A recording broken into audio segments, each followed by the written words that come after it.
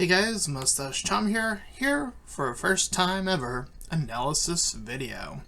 So, this is something that has been on my mind for quite some time now, throughout the ether of the internet, and I decided that while maybe I might not fully dedicate myself to becoming an analysis channel, I figured I'd do a little bit of, maybe one or two videos at the very most to expand my YouTube channel, because I'm fucking crazy. So here we go. You see, the thing I'm referring to is a certain type of character arc that has been prevailed and sort of claimed as a mastery of, in a certain time frame.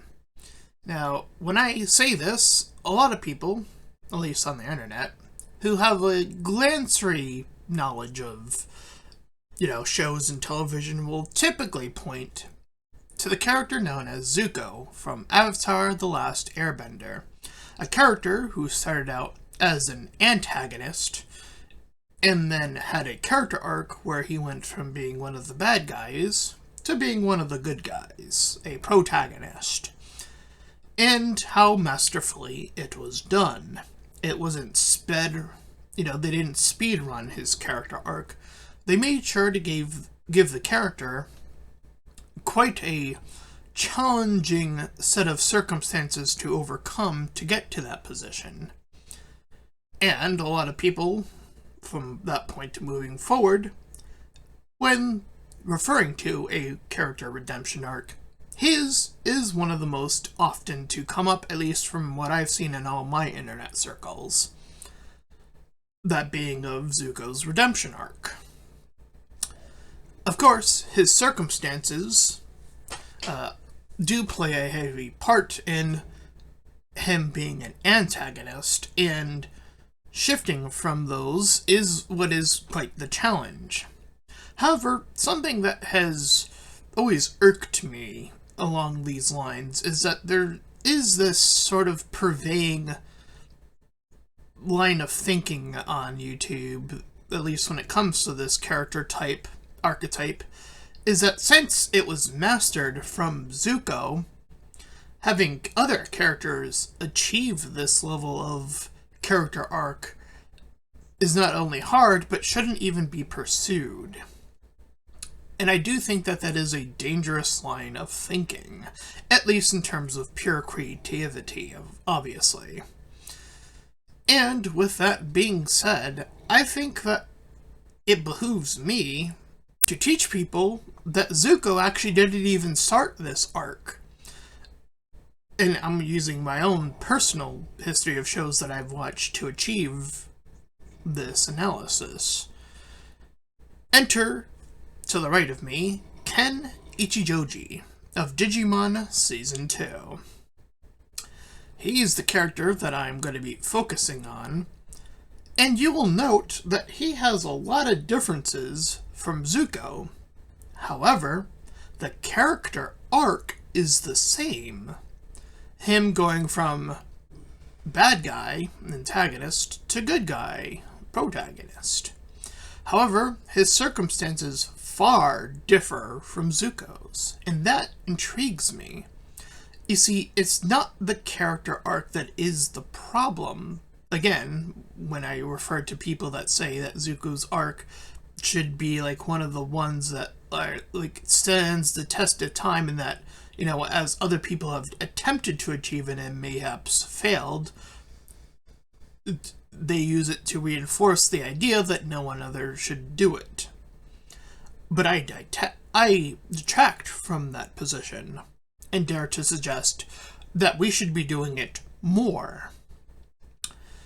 And let's just go over Zuko's position here. What makes him an antagonist? It is, first and foremost, where he comes from in his upbringing. His father places a position of already being downright evil and an antagonist in his own right.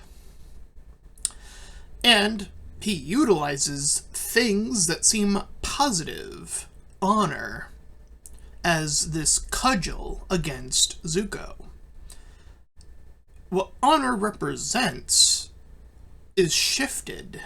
It's utilized in a unique way. This is the strength of writing, is taking something, that someone might consider a positive and twisting it. That is strong writing, at least where I come from. Here, the position is that if Zuko can regain his honor, then he will be welcomed back. Or at least that's what Zuko assumes. You see, what disallowed Zuko to remain in his position was speaking out of turn, caring for his soldiers, or the soldiers that he thought were, and ought to be of protection. But he spoke out of turn. This also appeals to another thing that is often considered a positive, more so in a general sense, which is culture. Now, culture, I would argue, is neutral. And so, too, is honor. It's how someone uses honor and how people celebrate culture is what, to me, makes something good or evil. So, for Zuko, these twists aren't actually shifting the word's meaning, but rather implanting them in ways that mayhaps might subvert the word in a more outside my own box of thinking type of way. Again, i.e., making Zuko push for that honor through chasing the Avatar. A net negative in actuality. Despite, again, this honor being this thing perceived as a positive by other people. But most importantly, by Zuko. It is his ideal of honor that is most important. He is obsessed with honor. He almost can't escape it. And it is up to other characters, most importantly Iroh, to iron out that this ideal of honor is something that is wrong, that it needs to be accounted for in the correct way, and that this very path may not even be the path that he wants to achieve. And so, after dealing with physical abuse and getting actually literally burned, in this case for Zuko, he is then tasked, only then, to chase after the Avatar. And it is only then, where we're stuck with Iroh, that these ideas start to slowly throughout the series implant themselves of what does honor actually mean, and is that the thing you're even fighting for, Zuko? These ideas are brought about slowly and surely through Iroh. And slowly but surely those ideas begin to crumble, but it is not purely him. Aang, the Avatar himself, also begins to challenge these ideas and concepts as well to Zuko throughout the show. And it is that combination of things, along with seeing other people suffering, that begins to open up his mind. But of course, they don't allow it to be that simple. There is a complete cycle of that underlying thing, the I want. It is so strong in Zuko that at a point where he has the chance to defect to the Avatar team way earlier in the series, he chooses not to. Because the idea of what the I want is still just that strong, or it re-loops to being that strong yet again. And so it takes even longer, but through, again, other characters, Katara as well as a later addition, of characters who chip away at these choices, these ideals, And it is only then, and then in seeking forgiveness, that Zuko is finally able to appeal to these things, to what other characters want, i.e. when Zuko helps Katara later on. These are moments where we completely flipped the script. He is now trying to achieve the shift through true redemption, or true, shift in attitude. And these are moments that truly shift the character and not backpedal him to his first position. These are the crucial moments that make Zuko's character arc all the worthwhile, because they are greatly paced in the original show, and they utilize a multitude of facets within writing to achieve that goal. There's character payoffs in plurality. There is setups and payoffs and consequence. Nothing is without these basic of necessities within writing that are achieved here.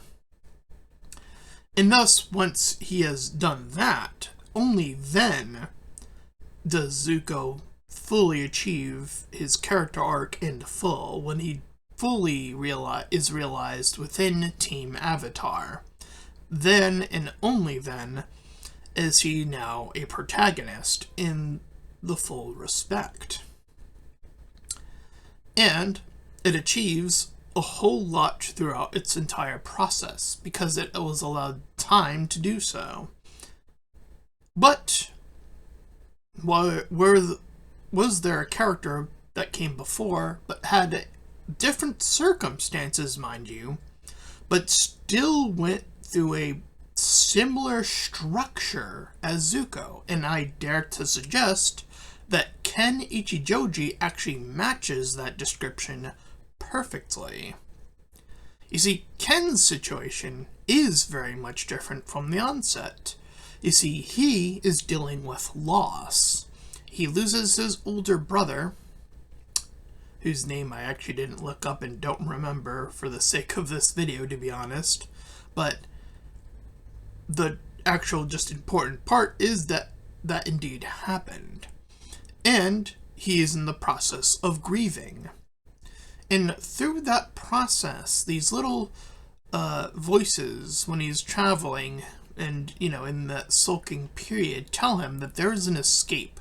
There is a world where he can just let it all go, where there are zero consequences for his actions.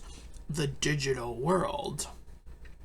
And so, when he enters as the Digimon Emperor, as he refers to himself, he thinks that this is just a game, that these are just ones and zeros, and that he can treat Digimon however he sees fit. An antagonist through and through. And it is that very core theme of Digimon being more than ones and zeros that is ultimately achieved better in Season 2 than it is in even Season 1 of Digimon. You see, in Digimon Season 1, it is only barely brought up that Digimon are just ones and zeros at all, if anything. It is barely achieved in the fact that this concept is kind of not skipped over, but it's fairly adapted to fairly quickly within the first episode or two, that the Digimon and the Tamers sort of just overcome, the Tamers specifically overcome their fear, and thus become attached to the Digimon immediately, overcoming that sense of Digimon being ones and zeros, again, fairly quickly, and doesn't really delve into what I would argue is one of the core themes of Digimon overall, because every other season past this has, at one point or another, have argued in favor of Digimon being something more than just ones and zeros, to one degree or another. Now, the effectiveness, I would argue, is actually most impactful in Season 2, still to this day. And it goes through the filter of the character, Ken. Or, as he's known now, or previously, the Digital Emperor, the antagonist. And it is when the other tamers interact with him that things begin to once again, in a similar fashion, begin to chip away. But it is not only that. Ken also has his own Digimon. Not quite an Iroh, mind you. He has somebody named Wormmon. This little guy who's just oh so worried about Ken and oh so in a state of being in the innocent mindset versus someone who is very much experienced like Iroh in dealing with consequences and such, obviously. Wormmon is more like the consequence of having a being that is showing that Digimon aren't just ones and zeros, but Ken, he still sees it as code for a great deal of time. Because he uses Wormmon to his advantage early on. Again, it is only when characters such as David, this season's protagonist, confronts the Digital Emperor about these ideas and concepts of Digimon being ones and zeros, and showing that Digimon do express pain, these things that are very attached to humans. Ideally these ones and zeros, as Ken sees them, mayhaps even have souls or something akin to this. And thus, it is due to David, who I want to make a separate video about, pretty much, that this begins to be achieved. Again, it is through David's willingness to, just like Aang, try to chip away at these ideas and concepts rather than just continuously wanting to fight the antagonist. It is indeed to challenge, and that doesn't mean that there isn't self-defense in the process. No, on the contrary, there very much is in both circumstances, but through those moments are still moments of chipping away, using dialogue to diffuse these ideas and broken concepts, or bad concepts rather. And here, we begin to see that when that framework begins to break for Ken, it is very similar to Zuko. It doesn't happen immediately. It takes a bit of time, and even when he loses Wormmon, that is the final straw of that moment. It is only through loss once more that he is able to connect it back to his brother, who he had lost. It is through that loss, now, that he can see that there is true pain, there is true loss. Wormmon did mean something beyond just these ones and zeros. There are memories, there were patterns of thinking and feeling, because feeling has a more important role than just itself. It has power. Something that I do think gets, in the political landscape, completely overlooked a lot of the time, unfortunately. But I digress. It is here where Ken can finally begin to recoup and get on the side of the protagonist. And again, even that, much like Zuko, takes time. he has to, much like Ken, go to each individual, with the exception of David, because David was the first to, bridge that gap. So he's already past that point. But the other characters still need to see that Ken is active in his, these aren't just words. It isn't just a proclamation. It is action.